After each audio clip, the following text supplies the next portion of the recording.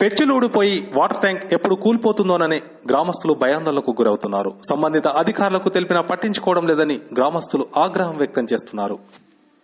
సిద్దిపేట జిల్లా మెరుదొడ్డి మండలం మల్లుపల్లి గ్రామంలోని ప్రాథమిక పాఠశాల ఆవరణలో ఉన్న ఓవర్ హెడ్ వాటర్ ట్యాంక్ శిథిలావస్థకు చేరింది. వాటర్ ట్యాంక్ శిథిలావస్థకు చేరడంతో గ్రామస్తులు అధికారుల దృష్టికి తీసుకువెళ్లడంతో సంవత్సరం క్రితమే మిషన్ భగీరథలో నూతన వాటర్ ట్యాంక్ ను నిర్మాణం చేపట్టారు. సంవత్సరం గడిచినప్పటికీ నూతన వాటర్ ట్యాంక్ ను వినియోగంలోకి తీసుకురాకపోవడంతో పాత వాటర్ ట్యాంక్ లోకి నీటిని ఎక్కించడంతో సలాకలు తేలి ఎప్పుడు కూలిపోతుందో తెలియని పరిస్థితి నెలకొంది.